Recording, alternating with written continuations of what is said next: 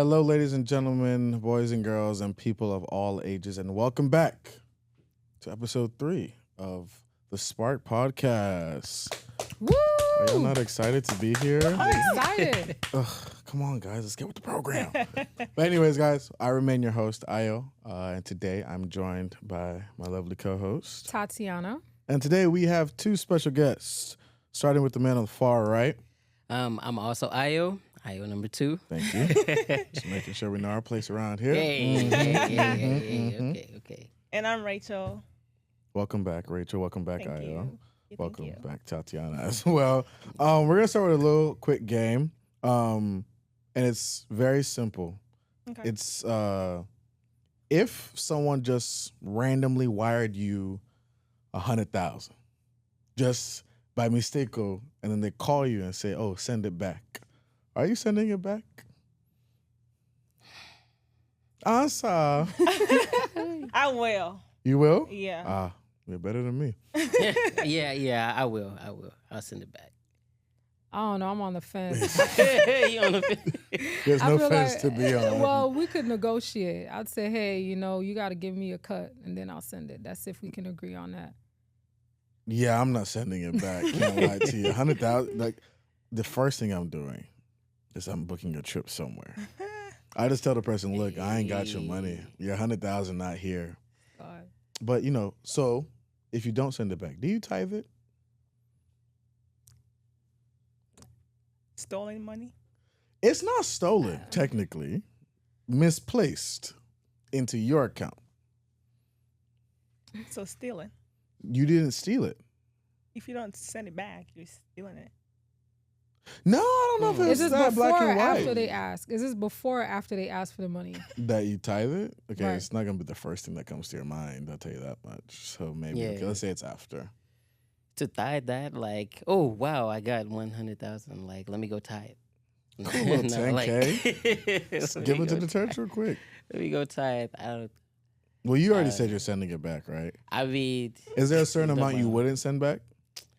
I mean, if somebody was like, I'll send it back, but if you want to, like come off like, 10K, maybe okay. Then hey, But is there a certain amount you wouldn't send back? there's a certain amount I wouldn't send back. Yeah. No, I had to send it back, man. Like that's a lot. That's a lot of money. Is there a certain amount you're not sending back? I would say no. No, so whatever comes, you just, Send it back. wow, you guys are, I'm trying to go to heaven. let me know. Follow CF. I already said we're going to try to work out a deal. So, Give me a little 50%. yeah, 50. I'll even do 70-30. I think that's fair. Who's keeping Who's the keeping 70? 70? No, I mean, of course, I give the 70 out to Oh. the person and We'll keep stay the at 30. 50-50 on And this then I'll one. Yeah. tithe from the 30%. Y'all are great people. Round of applause for yourself. All right, but today we're going to be talking about setting healthy boundaries. And how have you guys set, in your previous relationships and your friendships, how do you guys set your boundaries of people overstepping, whether it be with your parents in your relationships or friendships in your relationships in that general sense? Don't answer all at once. Boundaries. You got some, you wanted to go ahead? In my previous relationships, and I feel like that's what didn't make them go as great as I thought they would, is I never set like serious boundaries. Like I only said like don't cheat, don't talk to other people, don't do what you want me doing. Those are pretty serious. I don't think it was serious enough for me. Oh. I feel like I should have set more boundaries. Mhm. And now going into a new relationship, when I ever do get into a new one, I am going to set like a lot of healthy boundaries. So, give me a list of like the most important boundaries that you. Well, plan don't on. cheat. Well, That's- yeah, that's, Yeah, don't cheat. Don't do what you want me doing. That's like my top 2. Don't go to church, right? Don't Have a, go to no, church? go to church. Oh. You go to church. About to say. Have a relationship with God. Don't have 2. Like my limit for female friends is 2. 2. Like, any more than 2, it's a Two. problem. You heard it here first, guys. This goes to like your closest cousin. and then one more friend. Whoa. Yeah. Wow. Wait. Again, what? I'm saying this from like experience, not mine, but like other people's experience. And then Is that a fair litmus test though? Is that Is a it what? fair Mm. is that a fair test or a fair filter to put on someone using someone else's experience? yeah, So he can only have two female two friends. female friends. Wow. Interesting. Mhm. Wow. Two female friends. Okay. Aya, what are some boundaries that you set during your Just I've learned over time that, you know, men and women we're fundamentally different, right?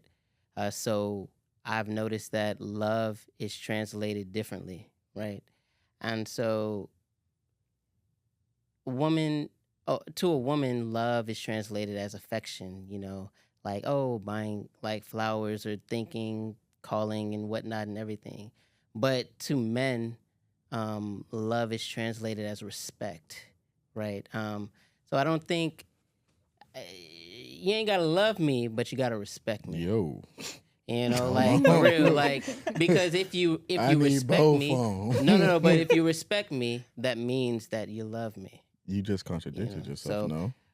But because it's just the level of respect, so it's kind of like how I was, you know, how I was, treating myself. I expect to, be treated, or I don't tolerate, disrespect, and I call it out. And it's all about the initial steps, right? The initial, like, like on the first, like the initial phase of a relationship, like you got to call these things out and just like set, healthy boundaries. But I just think that like just respect is very important to that question. Mm. Right. So you said something where you don't have to love me, but you have Mhm. to respect me. And if you respect me, it means you love me. Mhm. How does that make sense to you? Yeah, because I've had situations where like, it didn't work out, right? But because of the respect, it's like when I see, a person or I see like that person, it's like, hey, it's cordial and everything, right? I rather have respect than, you know, love, right? I rather have, but it's how we translate it as men, you know. If she doesn't respect you as a man, then how can she love you? Right? So I think it's respect is paramount. Yeah. How do y'all feel about that?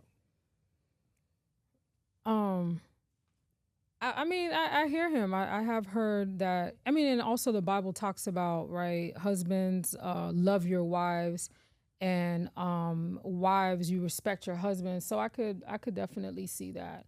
Why respect would be important, right, for a man, especially the men that I've engaged with or interacted with. That's something that's been important for them.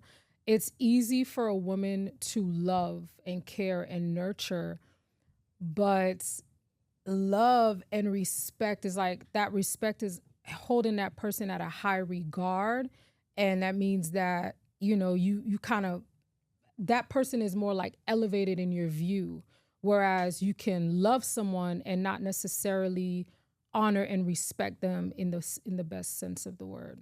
Whereas with men, to me, from what I understand and heard from others, is that it might be a little harder to express the love. So from a biblical standpoint, that's why God admonishes men to love first, Yeah. and wives to respect, right? So that's how I see it.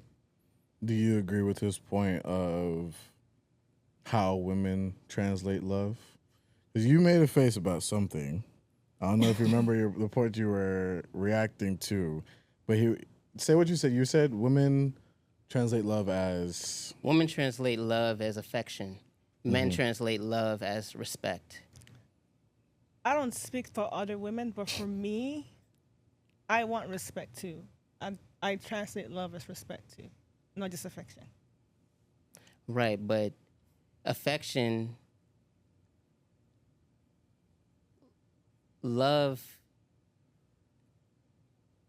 is translated to like most women like as affection, you know, like being affectionate, being like caring, being like considerate, and like reaching out to like a woman and stuff like that, and just making sure that she's taken care of.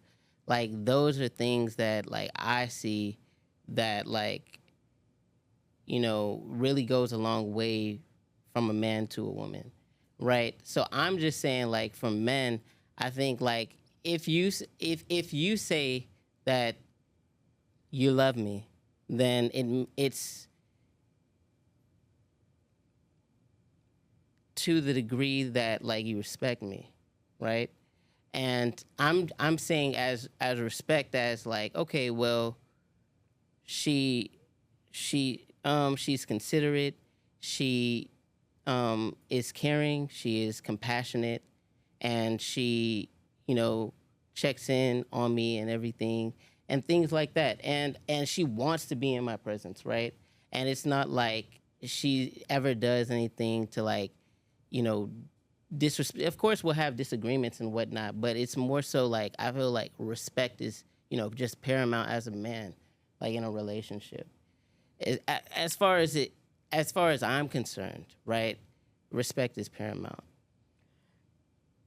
So are you saying, Io, like you see love as more feelings based from a woman's standpoint, like more romantic, like you were saying, affectionate? Mm-hmm. So is it important for you to have a woman who has strong feelings for you?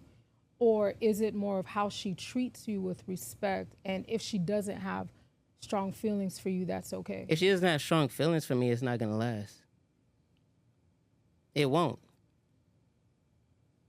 Nothing that I do nothing that I do on my part can make a woman feel or you know, feel or love me. Like if she doesn't feel anything for me, then it's 9 times out of 10 it's not gonna work. Mm-hmm. You know, I can see where. Yeah, like and that's why like I said before, like, you know, like men are only responsible for the first shot, right? Anything that happens after that, hey, if that turns into a first date, then that, hey, you got action. But if it doesn't, then keep it moving. Well, I wouldn't because say I don't think responsible for the first shot, because I feel like there's so much more that comes after that that even as a man, like you have to like step up to the plate and, you know, deliver, right? So deliver what? So what I mean by that is, okay, like you guys go out on the first date, right? Cool, y'all have a good time and whatnot. Everything that leads to like the second and onward is gonna start from you. Like, I don't know, like in most cases that I've been in, I'm the one driving the conversation. Like I'm the one, you know, like obviously we'll both plan things here and there, but I think it's somewhat misleading to say that men are only responsible. That word "only" is a huge caveat, right? Because it's like you're saying that, okay, after this, now you're saying it's all on them. That's what it's in my head. It's sounding like at least. Yeah, it's a mutual effort. But you would see like after the first date where somebody is standing, right? You'll see like, hey, you know, hey, is there chemistry there? Is it something worth pursuing? And like I feel like through discernment you'll be able to see those things, right? And I've had things that like, hey, okay, it's a first date. It was just a first date, had a great time, but depending like on the conversation and where we are in life, then it really didn't work. You know, it's not gonna really work out, right? And then there's things that like, oh wow, I actually enjoy this person. Actually, this person would want to engage and everything.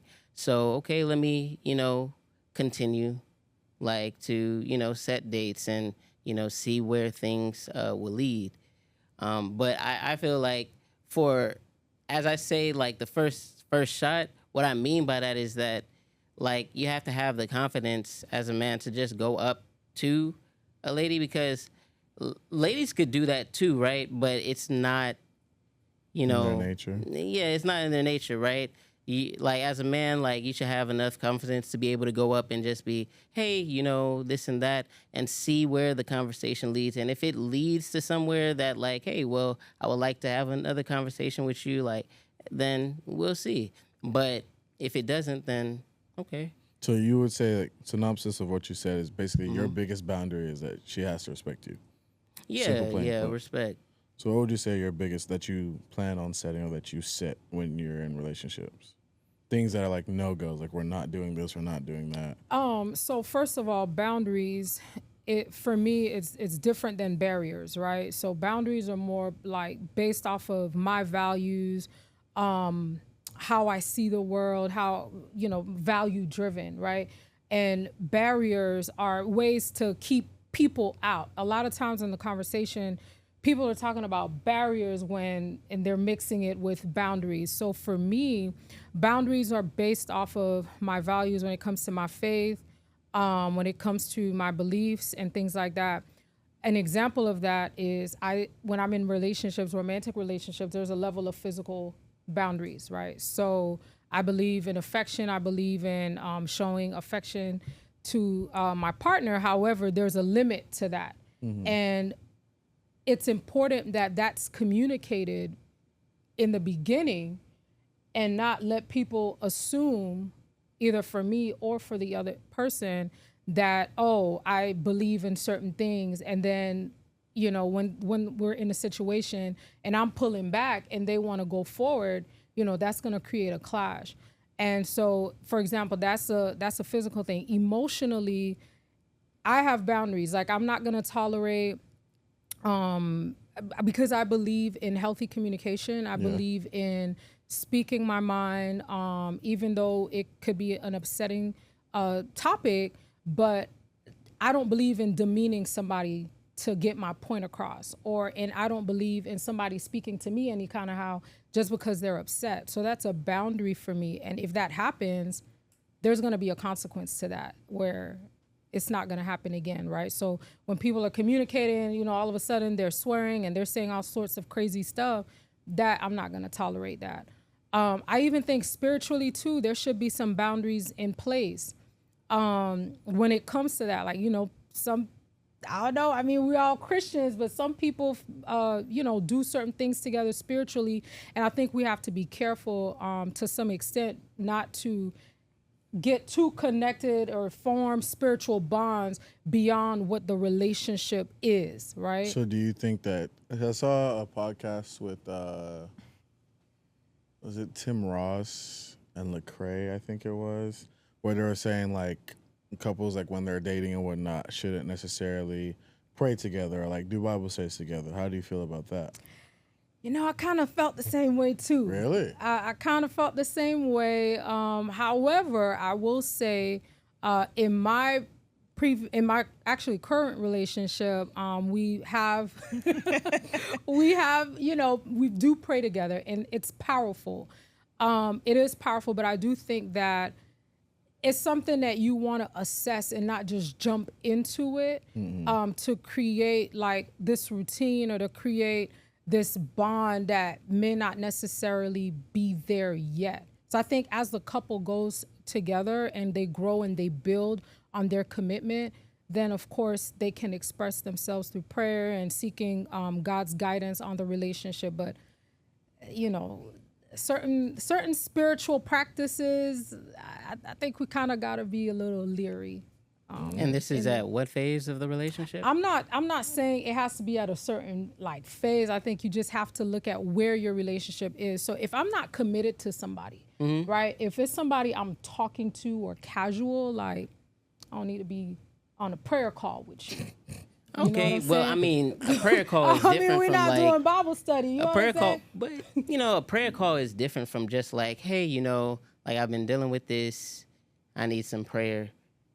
Like, and if that's a person that Or you even, like confide in, or you know, even just like a daily prayer, like before y'all hang up, or you know when y'all wake up in the morning. Like I think casual prayers. Okay, I'm not Casual saying no prayer? prayer. Well, okay, What you mean? Okay, guys. Listen. When I say casual prayers, I'm talking about like, hey, I mean, it has happened, right? Where, hey, you know, can we pray? Like, either blessing the food on a date or, hey, you know, we're about to go to bed. You know, if the person shared that there was something weighing on their mind, I'm not saying, oh, you know, well, we're not exclusive yet, so we can't say a word of prayer. That's not what I'm saying. So would you pray for that person? Of course I would pray for that person. If that person has shared that with you. Of course I would pray for the person. Even if it's like, you know, not exclusive?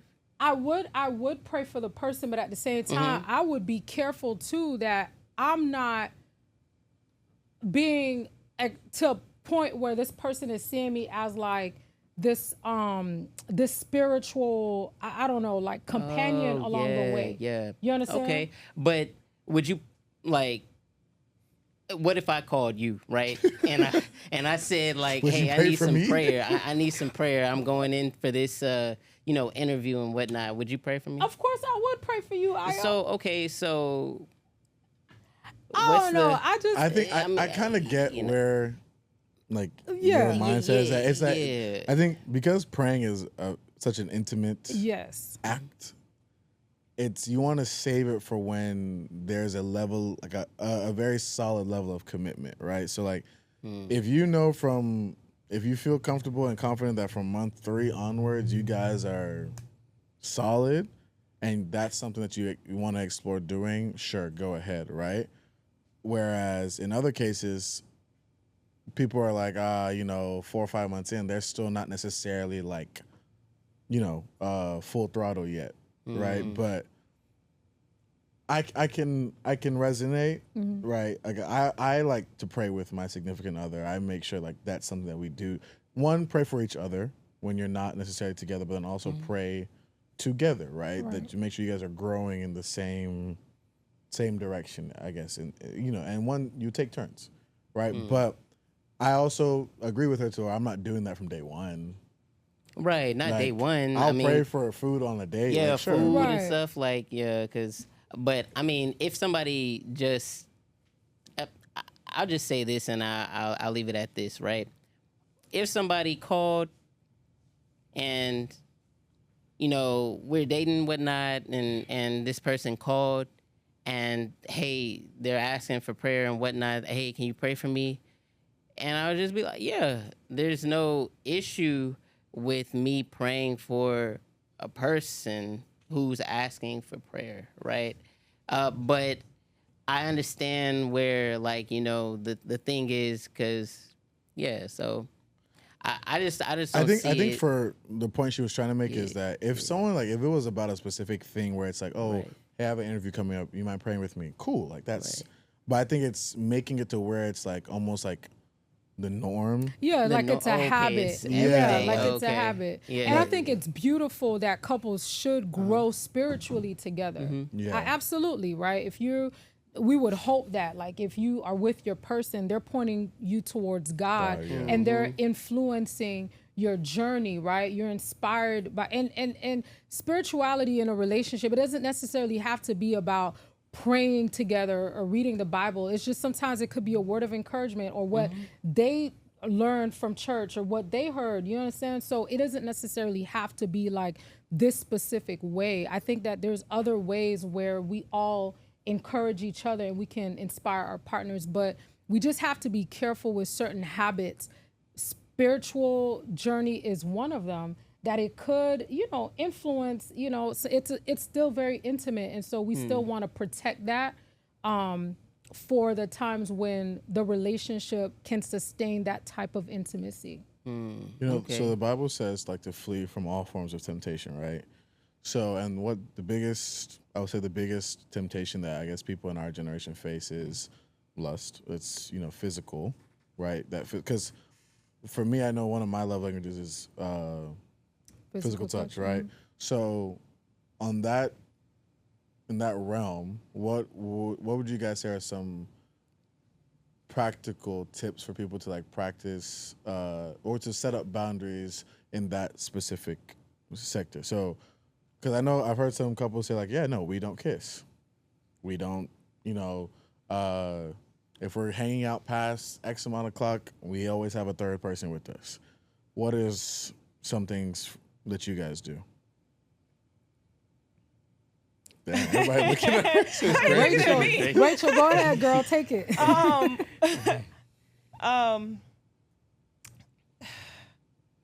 have to think about the question. I'm sorry. Can someone go before me? Because I got to put my answers together. Because I do have a question about that. Okay, what's the question? After someone else goes. Someone else goes. I would say for me, like, I think you have to know each other and know each other's like limits and vices. Like, don't push any limits. Like, I'm not gonna say, oh, don't kiss your person. Like, yes, it's an expression of how you feel about the person. So if you feel comfortable doing that, go ahead and do that. If it gets to a point where it's like, okay, the situation's intense and whatnot, you probably need to separate, you know. And I found myself in situations like that. Okay, cool, we need to pull back. But I think it goes to the individual, like to the core of like who you are as a person. Do you struggle with certain things? If you do, then maybe you and your partner indulging in those things is not the healthiest of things to do. You know what I'm saying? Like, if you know that you're someone where you've battled lust, you may not want to find yourself just by yourself with that person, because you like the devil, like an idle mind is a devil's workshop, and in that moment you can be caught, right? And then boom, now you fall in and everything. Now your relationship just gets weird. Yeah. You know what I'm saying? So yeah, I would say, like, for me, like, if you're someone who deals with that, you know, the lust aspect of things, or even stuff like that, don't find yourself maybe alone in a really, really intimate moment with your partner, because then it can lead to other things. If not, then, I mean, teach their own, of course. But yeah, that would be a practical tip from my end. I think same with me. You just gotta know your limits, right? You gotta know like how much you can take. Like, if you know that you cannot be with them past a certain time without getting physical, then just set a timer for yourself. Like, hey, I gotta leave at 10 or I gotta leave at 11, and then just leave. So see, time is a social construct, because it just seems like when the good times get rolling, like when you're just, and it's not necessarily physically speaking, but like when you're having a good time being with your partner, it's like you really don't want them to end, but then it's like, dang, like building that spiritual discipline of like, all right, we have to, I don't know, like it's sometimes, like you said, the whole time thing, but sometimes I struggle with that. I'm like, dang, like it is 11, but like the night is still young. We can go do other stuff, that doesn't necessarily lead us down the line of temptation. But sorry, carry on. Yeah, that's pretty much it. Just knowing your limit and don't test it. Just like you said, my love language is physical touch, right? And I have been, abstinent, and I've been going on dates, right? And when I see that, and again, it's just because of the podcast, but whenever I feel like I'm reaching that level, I say my goodbyes and I go home. So pretty much. Is that something that you found difficult when you... I did. When I first started practicing abstinence, yeah. And then, like, over the course of time, it got easy. Now it's second nature. It's a piece of cake now. Fair. Yeah. Let's have the real conversations. I think we have to have the real conversations with the person. In my journey, like I said before, like I share and let them know, hey, this is where I stand. I would ask men, what are your thoughts on premarital sex? Like, I would just ask them if somebody I'm getting to know. And then from there, I kind of see where their mind is or what their thoughts is. Because if we're not aligned on that, I don't see myself trying to change somebody's perspective. And they're not going to try to change minds. However, I've had people say, well, I'm open, whatever you want to do. It's still not the ideal, because that means that in any moment, I could have a moment of weakness. And you just go with it. Right, and vice versa. So for me, I think it's important for us to be clear on what is it that we truly believe and truly want. Like, sometimes we may say, oh, okay, I want to do this, but then real deep down, like, we're okay with going all the way. So, because if you meet someone that's totally okay with everything, then it's going to put you in a very precarious situation when the moment gets going, right? And so just having those conversations, and if the person is willing to wait, whatever that looks like, or willing to accommodate that, those are conversations that's important to have prior. That's how you establish those boundaries. So, Ayo? Yeah. I have thoughts. Yeah, I do. Because I the fact that we're together, like, is because I was physically attracted to you. Not attracted to your spirituality, not attracted to anything, whatever. I mean, right? Call it being a being. Like, let's call it spade a spade. Yeah, for sure. Like, the fact that I am with somebody is because I am physically attracted to her, and at least the first form, like the first thing that drew you in. Because as men, we're very visual. Yeah. We're visual, right? Hey, if we can meet you in the church, that's great. If we meet you like at the country club or whatever, hey, whatever it is, I'm physically attracted to this person, right? Yeah. And to have these desires with the person that I'm in, this is a committed relationship we're talking about, right? Yeah. Okay. That I'm in like a committed relationship with is all natural, right? Because God put these emotions and desires and urges in us. I just say, like, for men, right? And just for myself, I've mastered myself. Like, I've been able to master myself. So even if I'm like in the, like, just, oh my gosh, and everything, I'm not, because I will, I've been able to like just master, like, hey, I'm not doing it. And then also about like, it's about like the comfort of the other person too. Like, that's why I always, with some people that I'm dating and everything, hey, are you okay? Are you, comfortable? Like, is because you don't want to, do anything that makes them feel uncomfortable. Yeah. So that's why I always would, ask check-ins and everything. I just don't, I don't like awkwardness, right? I don't like robotic. Like, this is not robotic. Like, what's the difference between you and my other friends if we're not having like some level of physical, interaction, right? What's the difference? So for me, like question.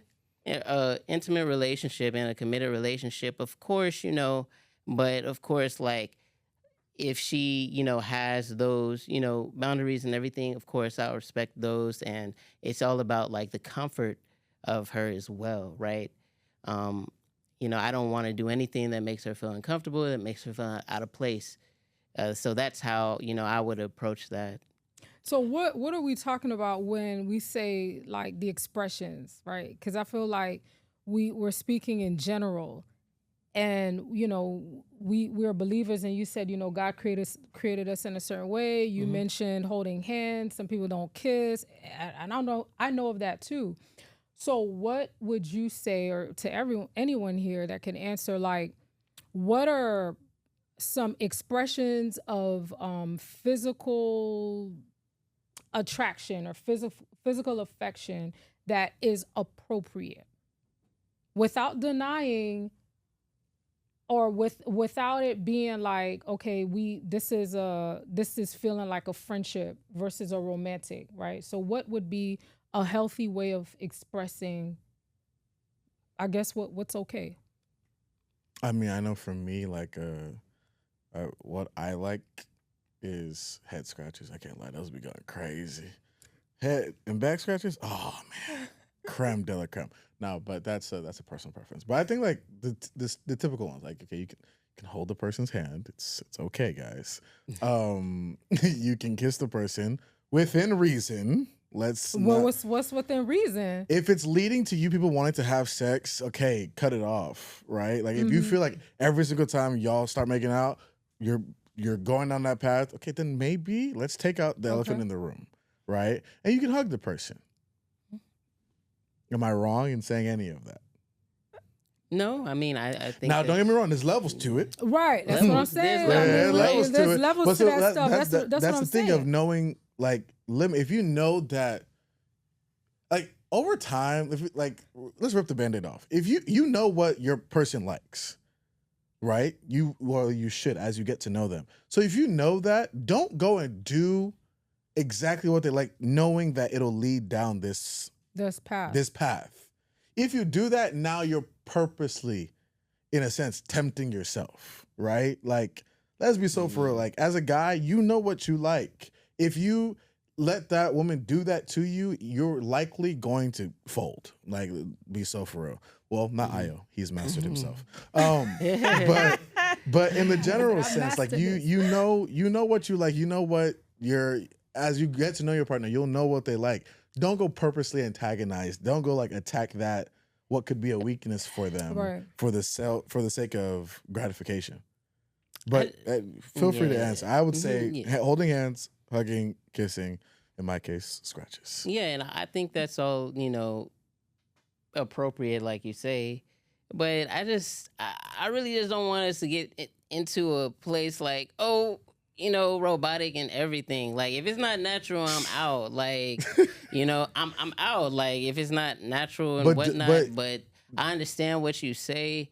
But doesn't having boundaries, like I feel like in a Christian relationship, there has to be boundaries. It doesn't necessarily have to be robotic, where it's like, oh, hey, can I hold your hand? No, okay. Like, you don't have to act But for some people, it's like that. And that depends on who you got in the relationship with. Some people, they didn't feel comfortable. They probably grew up super conservative. What if you find yourself attracted to a woman that probably never had a boyfriend before? You understand? So how would you? It is going to be very awkward for her. So how would you then walk her through that? You're gonna be like, oh man, you stiff, I'm out. Like, you know what I mean? How is that? So we have to, how you gonna give it a and I think to this is a good segue, because we got to talk about like church girls and church guys. See, this is the thing, right? Like, well, hold on. Before you go down that rabbit hole, you said you had a question before we segue away from it. Right. You said you had a question. I did. Okay. So I know we're talking about the previous episode. I'm sorry. About like traditions and stuff like that. Mm-hmm. What is a good answer or reaction to, let's say, a guy telling you that I want you to have my kids, we have to be physical, we have to have sex before we get married or get engaged and stuff like that? Like, what is a good answer for that? And you guys have been together forever, you want to be with the person, but they're like, until you give me a kid or until we have sex, we're not getting married. Oh, he's out the picture. I'm sorry. It's a done deal. It's a done deal for me personally. I don't think. I don't have nothing. I mean, I feel like if a guy is making those demands, one, I don't think he knows what a healthy relationship is, nor does he, in a sense, value the sanctity of what is marriage, right? Like, marriage is like the one reason why they say sex is a confine within marriage is because of all the things that sex can open you up to, right? You have sex with all these multiple different people. Soul ties are real. Mm-hmm. Like, people don't realize that sometimes, but they're very, very real. And you just doing that with anyone, now when you get married, all those people that you was doing whatever with, you're now, you kind of carry that. But to that person in specific, yeah, he's nuts. I can't lie. Like, how do you make demand? Like, you have to give me a kid, and then we can talk about getting married. Like, shouldn't it be the other way around? Right. Like, let's talk about getting married. Let's work towards it. And then, because what if that person's not actually ready for a kid, but they just love the idea of having a mini-me running around? Now you've put yourself in a position to where, like, I wasn't ready for a kid, but because I love this person so much, I went along with it. Nah, I'm sorry. That's dead. Yeah. That's dead. What's your take on that? It's your question. No, I think that's crazy. Oh, okay, fair. No, I do think that's crazy. We can all agree on that one. Okay, so you were saying something about church guys and church girls. This is for everyone. Please don't get offended. Yeah. What's your opening statement, sir? I just think that, it becomes awkward when, like, people of the same church, like, try to form, intimate relationships outside, like, they go outside. like for me, my church family is sacred to me, right?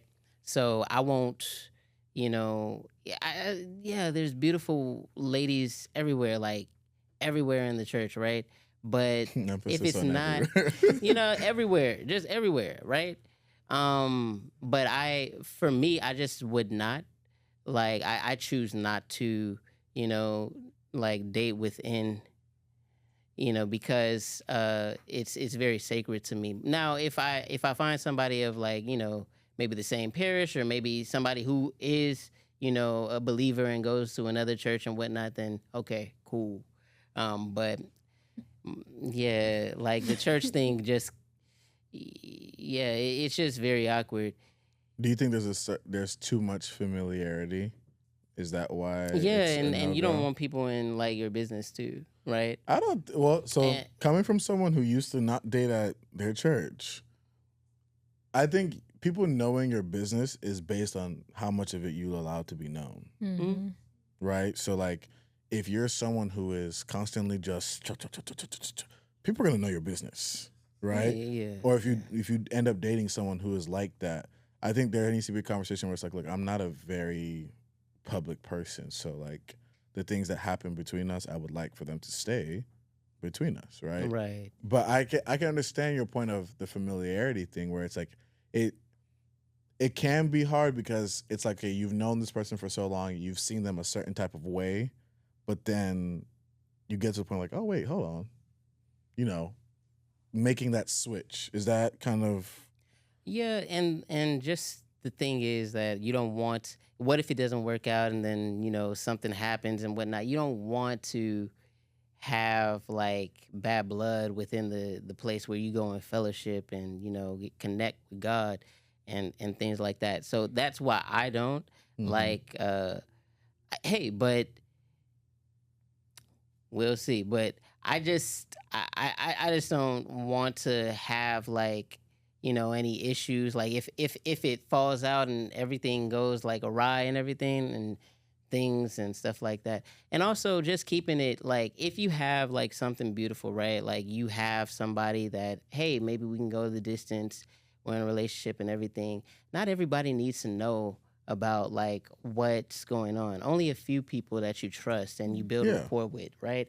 Because situations, I've heard of situations where like people have opened up too early, and because of that, like that beautiful thing just fell apart. So yeah, people who you trust, like your family or this and that, like only certain people need to know about like what you're what you're doing or the intimate relationship that you may be in, whatnot. And you might need to go to other people for guidance too, because you may be experiencing something for the first time and it may be out of like your realm of experience. So yeah, like I definitely would encourage that, like, people go to people that they trust to talk about things, and people that can hold things in confidence, and confide in. But yeah, that's my whole thing about like, just the church thing, because there are situations where like, people met at the church and hey, you found like your wife, you found your husband and everything and whatnot. But up until now, that hasn't been my experience. But I think you can't look at it with the filter of like, oh, what if it goes bad? Because like, okay, what if the situation outside of the church goes bad? What if there's still bad blood there? You know what I'm saying? And I'm one like I can speak to this because it used to be my cardinal rule where I'm not dating anyone in my church for reasons like that, because I had a situation like that and it was terrible, right? But I think dating within the church makes it easier to find someone who is likely on the same wavelength as you, right? The same values, the same, outlook in life. The likelihood of finding them in the church is a lot higher than finding them just like elsewhere, right? Like you go to a coffee shop, you may meet someone who you think is the baddest thing since sliced bread, but she's a Buddhist. You know what I'm saying? Like right, so there's a catch on both sides. But how do y'all feel about dating in church? And like, there's a very weird stigma of like what guys in church are like. Oh, like guys in church are like squares. I don't know if y'all know what that means, but, or like there's no good guys in church, or like everyone sees us, oh, my brother in Christ, my sister in Christ. That whole. I feel like you have so much to say, but you're holding yourself. So I'm on the fence when it comes to dating in church, and mostly because of like I don't want to say the word because it's not appropriate for TV, but you can't. Just like you said, you can't escape it, because I'm not leaving the church, right? I'm in the church. I want to be at the church. I understand the church, but I know how I get and how I am, right? And that's why I'm like 50-50 about dating in church, because I know I will have to move or leave the church if it gets bad, because again, how I am personally. So I prefer not to date in church, but at the same time, I want to. So I'm like on the fence about it. So I don't have a good answer for that yet, until I guess when I go through what it is they go through. But other than that, I don't have a really good answer. I'm 50-50. This brings up a good point. So you want to? I want to, but I don't want to. It's very, that's why I don't want to say nothing. It's very confusing. But you know, it's a risk though. So it's a risk to date in your church? Like, I think what's going on? Like, it's a risk. Again, like from experience, and I'm not saying it's DCH or TG or nothing, but like from experience, I've had like somebody that knows somebody that told me that knows somebody else. Yeah, and see, that's why, because like, you know, that's why what people be playing telephone, and you know, oh, this happened, and then people be looking at you. That's why I just you know. Okay, like, so someone that knew somebody else told me like stories, like horror stories about guys in church. Horror story, you will not even believe it. You're like, I think I would. Guys, I feel like some guy, not every guy, of course. I feel like some guys go to church as a cover. Like you see them in church praying, casting the devil and all that extra stuff, but outside church, they are the devil. Yikes. So, yeah. Clip that. Yeah. So, wow. Yeah. Church undercover. Well, you know. Undercover. You're going to find, listen, the church is it's an emergency room. It's a hospital, and it's funny because this church, I just heard this from a sermon today. The church is a hospital, right? So it's going to attract, some people are there, you know, they need emergency care. Some people need intensive care. Some people need trauma care. So we don't know the level that the person is in and what their need is or what their situation is. Whether I meet anybody that professes to be a Christian, it doesn't matter if I met them at the same church that I go to or I met them at anywhere else. It could be at a coffee shop. It could be at the grocery store. If you profess to be a Christian, I automatically look at you with a different light. I look at you in a different light, and there's a standard that you hold. So the same way we can go out in the world or in our environments and meet other types of people, the same people exist in the church that we go to. So I'm not going to eliminate and say, oh, don't date in your church. I think how you date in the church is what it is. And I like what you said, Ayo, about, you know, being intentional. If somebody does decide to pursue a relationship inside of the church, if it's a guy, you're constantly, man, it's a lot to say about this. I know we don't have time. It's a pool of people at the church, right? Mm-hmm. Outside of maybe university or work or something like that, like the church, the community element is where you're pretty much going to find a life partner, or your likelihood of finding somebody similar to you, especially from a spiritual sense. But I think how we date, we have to be very, very careful of the reputation that we carry in our community setting, and also be mindful of the person's reputation that is approaching us. So am I going to be attracted to the guy I know who's been talking, like who hasn't been serious with 20 other women? and he approaches me. But lucky number 21 is No, the one no, that- man, I don't know. But I don't know. I'm not saying that he can't. I'm not saying that he can't, fish out or try to talk to people. But if it's like that's what you're known as, you understand what I'm saying? I'm gonna look at the person in a way like, okay, like, are you for real? For real? How intentional are you? And he met all of those people at the church. I'm saying he may have a reputation. I'm Yo. saying some people may have a reputation. That you hearing about from who? Listen, you're right. That's a fair point. That's a fair point. That's a fair point. But it's community, man. right? However, there are people. It's how you carry yourself. So we all know. Listen, man. Like, Rachel, are we cooked? There's people in the church, man, they on stage and they doing all sorts of crazy stuff, right? That's their reputation. Even the Bible talks about we have to be careful of our reputation. So that is the same inside the church and in the community. So where does grace play a factor? Hey.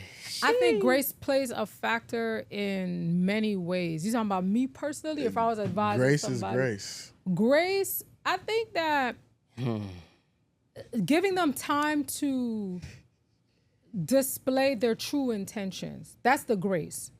See, it's not everybody that I love that I'll marry. It's not everybody that I show that's a grace bar. to that I'll marry, right?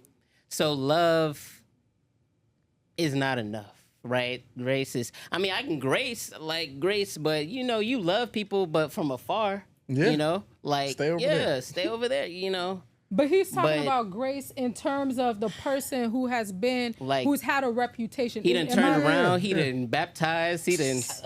He done. What he? What he no, do? I No, think- he's at because I said something about a How I'm reputation. phrasing it, like, for me, it's more of, okay, someone has a certain reputation, but it's also like, okay, I'm going to show this person grace because grace was shown to me, Okay. right? And how did you find out that person had a reputation? That's no, what you that's keep that's going what back I'm to. going No, back. no, and Now, I agree so- with you where this whole thing of, hearing things through the grapevine, you can't take that for gospel, right? Yeah, Like, because like with a what grain the of last salt. person, number 20 and number 21 will have two different experiences because But if between it's the 20 same, and like, 21, let's got be me- real. y'all Let's be got me real. Let's be wondering real, guys. Like, who got a reputation I that- understand what you're saying, Ayo, and I don't want to like. I understand what you're saying, right? We're talking about this from a relationship context, and I get it. Everybody has a story. There's their side, there's the other person's side, and then there's the truth. But at some point, if it's pretty consistent, the same message. It could be people that don't know each other. The same way if somebody was like, yo, don't do business with so-and-so. They burned my cousin. They burned my neighbor. They burned my friend. So if those are three different experiences, would we approach it the same way? If I have a business and I'm looking for a business partner, isn't that a signal to be like, okay, if three people are telling me this person carries a certain reputation. Even though I know that those three people, maybe they just made the wrong business move or did something, it was their problem. But at the same time, the fact that I'm hearing that, I have to stop and assess and try to observe the person and see, okay, are there any signs or any other things that I may know of the person that would determine that, hey, they're a shady business person. Do you think that in our generation we don't take like reputation as seriously as we should? I know I'm big on, your reputation preceding you, and that it does count. It does matter. Like, I think this day and age, I think people are just more radical with how they do things. So it's like whatever precedent is set is set. Like you said a couple episodes ago, is your first impression should be a lasting one, right? So I think that in whatever you're doing, don't go be fake to uphold a reputation you know is not you, right? Like, I think as the Bible says, like, by their fruits, Right. you'll know them, right? So you can, behind closed doors, be the scum of the earth. But when you get to a point or to a place where you're with a lot of people, you're trying to give that good reputation. Oh, you're an angel. You're a sweetheart. But your fruits, it'll show. Yeah. So I think this day and age, I think it's very 50-50, but I think Yeah. people are just more audacious with how they conduct themselves and how they, it's 2025. Oh, it's a free world. Like, do what you want. But I don't always think it's like that. Me personally. But before we wrap up, how do you guys balance maintaining feeling, but then also keeping healthy boundaries? Because I think sometimes your feelings can push the boundaries that you've set. You feel so strongly about someone, so you're willing to overlook a certain boundary. You're willing to overlook a reputation the person may have had. I want to go, Rachel. Everybody keep looking at me. You gotta get you to you gotta say. So, me personally, right? I set the boundary for a reason. And before any serious relationship that I'll ever get into, I will always have a talk. Like, hey, this is that. I'm not doing this. I'm not doing that. I would set the boundaries first. How early do you have that conversation? As early as possible. First Probably date? Second date. Oh.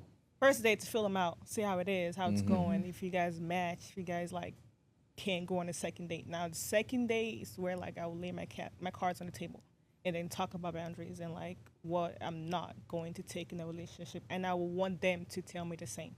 So that way we're level it out. Feelings wise, because I know what I'm trying to get and what I'm trying to achieve, I 9 out of 10, I don't let my feelings get the best of me. Like I said, if I feel like something is about to happen or something's about to start or whatever, I will leave, just so I can respect my boundaries. Yeah. Sometimes, I'm not saying I'm perfect and all that, but sometimes it happens where my feelings almost get the best of me. I will walk away. I'm very good at walking away. I love to walk away, so I will walk away. Hear from you two before we really close out. What was the question again? How do you balance feelings? You feel so strongly about a person, but then you have to uphold the boundaries and things that you've set in place. Yeah. Yeah, this reminds me about something that you said earlier, that 50-50 and stuff. I remember when I, just went to just counseling and stuff, I had a heartbreak and whatnot. Hey, Yeah. So I went to this pastor and he was like, just go into everything with a 50-50 mindset that it may or may not work out, So, and so for me, I have a level of, indifference, even if I like the person and whatnot, and my feelings are strong and everything. I know just as a man, I cannot be ruled by my feelings or my emotions. I have to be ruled by the reality of the situation. And so, yeah. Simple and sweet. I had a situation where my boundaries were tested. After I had expressed what my boundaries were, feelings were there. And, person was okay with the boundaries until they wanted to test the boundaries and wanted to compromise and wanted to see what situation they could put me in to compromise. And I had to really assess and reflect.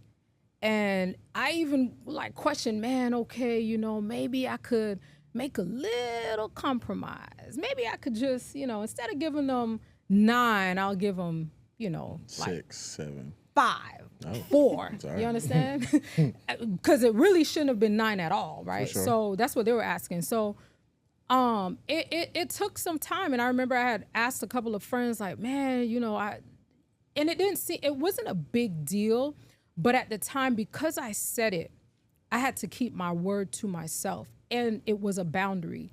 And the person they weren't happy about it and decided they were going to exit left, right? And I allowed that. I allowed them to.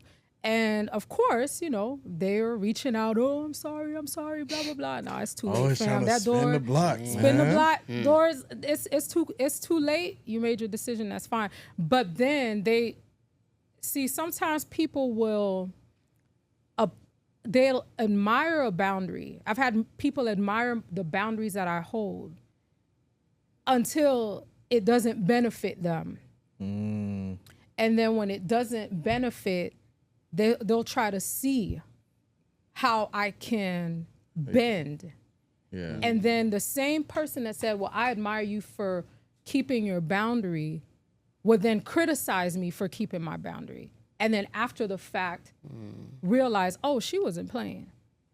Do you think maybe they thought the boundaries were more just like a suggestion or like a temporary thing until we get to a point where we feel comfortable That's that? their understanding, but I had always stayed consistent in what I communicated about my boundary. So sometimes, like to your point, people will assume like, oh, maybe it's a suggestion. Yeah. Maybe it's something that she'd like to do, but she's not really about that, until further down the line. But yeah, that was my situation. I had to stay to my conviction. To stay 10 toes. And I'm glad I did.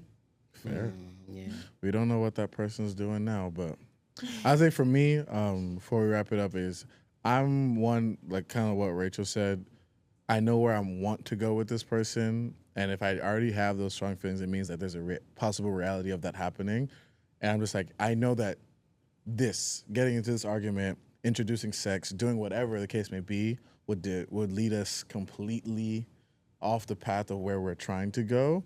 I think that keeping that goal in mind is kind of what helps me keep everything on a even playing field, because there'll be times where the feelings will get the best of you, whether negatively or technically positively, right? But you have to keep that even keel. Then we really could go on for time. Our time is a little bit far spent, but ladies and gentlemen, I hope you enjoyed this episode of the Spark Podcast. Be sure to subscribe, like, comment, share it. Please share it. One share goes a very long way. All right, and we will see you guys in the next one.